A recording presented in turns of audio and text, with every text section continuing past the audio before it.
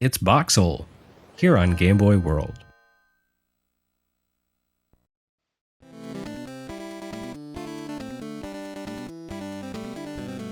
In the course of time, the world would come to know the Game Boy as that one system with all the Pokémon clones. But that was later, long after the system's debut back in 1989. No, back then the world knew Game Boy as that one system with all the Sokoban clones. Sokoban clones like Boxxle. Actually, Boxxle straight up went by the name Sokoban in Japan, and was licensed by the original publisher of Sokoban, Thinking Rabbit. The NES literati may recognize the name Thinking Rabbit as the developer behind oddball Castlevania clone 8 Eyes, but Sokoban, aka Boxxle, was how the company originally built its fortune. Thinking Rabbit's story is fairly common among niche Japanese developers of the early 80s. The entire business venture was built on the success of a clever game concept back in the days when success was measured in shocking 5-digit sales figures. Some of these homegrown studios managed to spin a minor PC hit into a long-running business, such as Chunsoft, which Koichi Nakamura built around his arcade-style platformer Door, eventually co-developing Dragon Quest and Mystery Dungeon, and even more recently, Danganronpa. Thinking Rabbit, however, is the more typical tale. A man named Hiroyuki Imabayashi designed Sokoban back in 1982, and its simple design and complex outcomes became a PC puzzle game standard. But Sokoban was easily imitated, and Imabayashi never managed to bottle his innovative lighting again. Simple box puzzle games fell out of style as games matured throughout the 80s. The likes of 8 Eyes saw Thinking Rabbit attempt to jump aboard the train of evolution, but without much success. The company wouldn't survive to see the PlayStation era. Still, the arrival of Game Boy must have seemed a godsend to people like Imabayashi in those waning final days. Here was a console that struggled to replicate high-spec console and arcade experiences. A console for which slow-paced puzzlers seemed perfectly suited. Sokoban's suitability to monochrome portables wasn't even in question.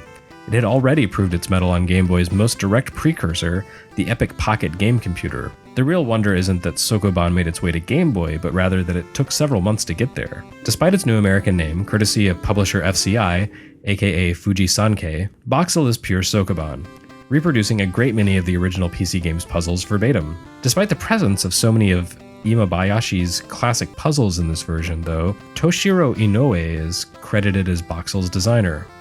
Whether that's because he created new puzzles for this version or because he gave the game its Game Boy facelift is unclear. Whatever the case, this adaptation of the game definitely looks nicer than its PC forebear, not to mention the Epic version. It's kind of a trendsetter for the Game Boy library, actually, taking a straight-laced game and applying a cartoonish facelift. This would become a standard fixture of the system. So what is Boxxle, or Sokoban, you may be asking? Simply put, it's a box-pushing puzzle game. Players control a warehouse worker tasked with shoving crates around from predetermined positions to designated resting spots. You fail a level if you can't push each box to its location, and in order to do that, you need to consider your moves carefully. You can't push a box into a corner, for example, because then you won't be able to find purchase to move it again. Boxxle is strictly the classical Sokoban variant, in that all you can do is push. You cannot pull boxes, you can't set them skidding across the floor, you can't execute multiple simultaneous actions. It's the true Sokoban, in the same sense that NetHack is the true roguelike. It feels plodding and a little primitive, but despite its sluggish pace, it packs a heck of a challenge. Boxxle on Game Boy has a healthy amount of content, too. These begin with straightforward designs and quickly escalate to become more complex. With 108 stages, it totally outstrips the original Sokoban, which contained a mere 20 levels. Though admittedly around the same time that Boxxle launched, Thinking Rabbit published Sokoban Perfect for the NEC PC 9801, and that contained a preposterous 306 levels. Still, 108 was nothing to sneeze at, and with so many levels to solve, it should be little surprised that Boxxle was the first Game Boy game to feature a password system. This, unfortunately, proves to be a vastly less elegant solution than password systems on NES. Keeping track of password codes for a game system you carry around is nowhere near as convenient or reliable as jotting down codes for a console permanently connected to a television. Good luck keeping track of those scraps of paper.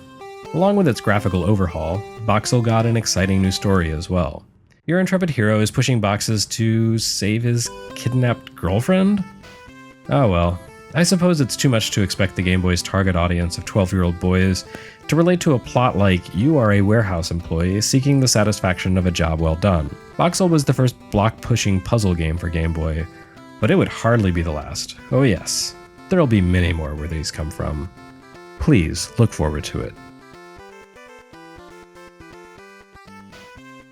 For more on Game Boy's rich history of box puzzles, visit GameBoyWorld.com.